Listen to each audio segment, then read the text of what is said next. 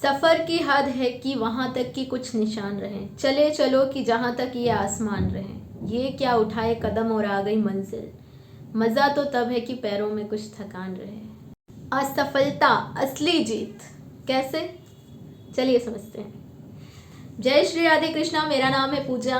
तो अगर आप किसी काम में फेल हो गए या असफल हो गए हैं तो खुश हो जाइए। जी हाँ, आपने असली जीत हासिल कर ली है, क्योंकि आपकी यही असफलता आपको शिखर तक लेके जाएगी। आपने ये लाइन तो सुनी होगी, your best teacher is your last mistake. असफलता भले ही सुनने में एक नेगेटिव साउंड होता है, पर यह नेगेटिव नहीं है। असफलता ही हमें हमारी मंजिल को, हमारी सही दिशा को ढूंढने के लिए हमें प्रेरित करता है। असफलता एक शुरुआत है सफलता की ओर। आइए और अच्छे एग्जाम्पल से हम इसे समझते हैं। कुछ ऐसी कहानियां जहां असफलता ही सफलता का प्रमुख कारण रही है। सबसे पहले आते हैं हमारे रतन टाटा जी, जो मेरे बहुत ज़्यादा फेवरेट हैं। वह अपने व्यावसायिक जीवन में बड़ी सफलताओं के लिए जाने जाते हैं, पर उनके करियर में एक ऐसा मोड़ भी आया था जहां उन्होंने एक बड़ी असफलता को फेस किया, देखा। रतन टाटा जी का सपना था कि वो ऐसी इंडियन कार बनाए जो कि मिडिल क्लास परिवारों के लिए सुलभ हो। उन्होंने टाटा इंडिका लॉन्च की, पर यह बाजार में बहुत बुरी तरह फेल हुई। लोगों ने इसकी डिज़ाइन पर, इसके प्रदर्शन पर कई सारी खामियां निकाली। वित्तीय नुकसान इतना ज़्यादा था कि सन 1999 में टाटा समूह के बोर्ड ने Tata motor passenger car division को अमेरिकी कंपनी फोर्ड को बेचने का फैसला लिया। यहाँ पे लाइट चली गई है।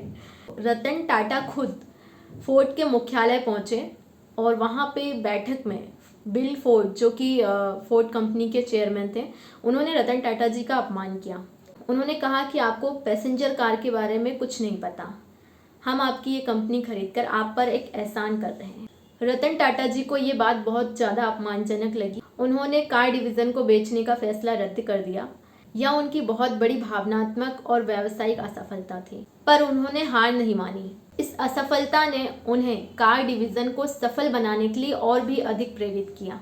टाटा मोटर्स ने इंडिका पे सुधार किया और धीरे धीरे करके वो बाजार में जम गई।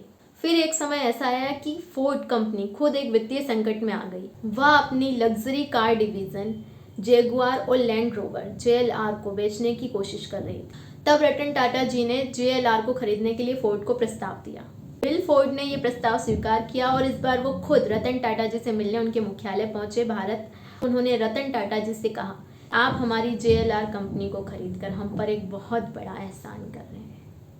तो असफलता ही सफलता की पहली सीढ़ी है। अब आप अगर ये सोचेंगे कि ये रतन टाटा जी हैं, लाखों करोड़ों में कोई एक होता है, तो ऐसा नहीं है। मैं आपको चलिए एक और एग्जांपल देती हूँ जो शायद आप रिलेट भी कर पाएँ। तोशी सिंह, बनारस की वो रहने वाली थी।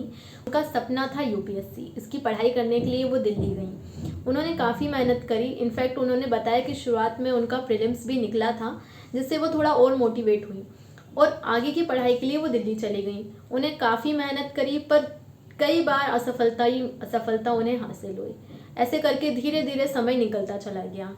और आपको पता है, जब कोई भी एस्पिरेंट जो है तैयारी करने के लिए आता है गवर्नमेंट जॉब के, तो उसका अपना एक अलग ही एनर्जी, एक अलग ही जोश होता है। उसके बाद धीरे धीरे करके जैसे जैसे समय निकलता जाता है, उसका मोटिवेशन वैसे वैसे करके धीरे धीरे डाउन होने लगता है, वो डिप्रेशन में चला जाता है। यही हुआ इनके साथ भी।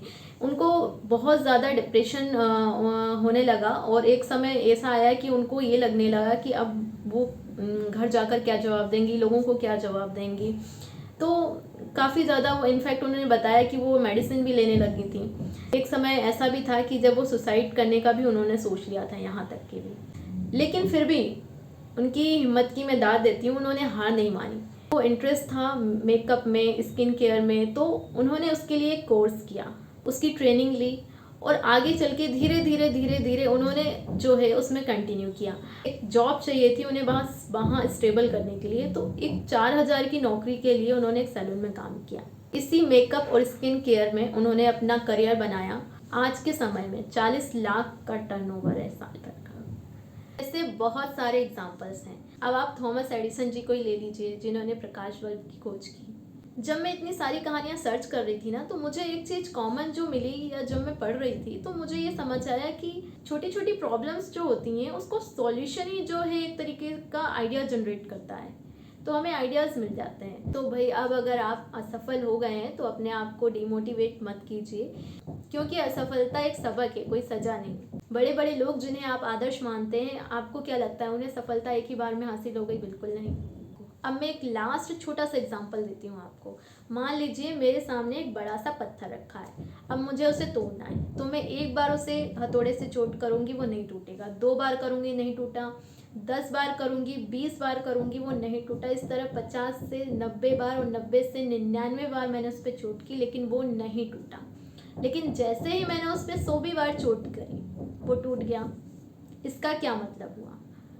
क्या उस 100वीं बार की चोट की वजह से वो पत्थर टूटा है? बिल्कुल नहीं। उसके पीछे 99 बार का जो मेरा एफर्ट था वो लगा था। 99 बार की असफलता ने मेरे 100वें प्रयास को सफल किया। इसलिए मैं मानती हूँ कि असफलता ही असली जीत है, क्योंकि यही हमें हमारी मंजिल तक पहुँचाती है। असफलता ही है जो हमें सफलता की कद्र करना सिखाती है, और भी बहुत कुछ। और शायद आपने वो डायलॉग भी सुना होगा मूवी का कि क्या हार कर जीतने वाले को ही बाजीगर कहते हैं। तो वीडियो अगर अच्छा लगे तो मुझे आप बता सकते हैं, क्योंकि मेरा मोटिवेशन तो आप ही हैं। तो मिलते हैं नेक्स्ट वीडियो में। Take care, see you soon.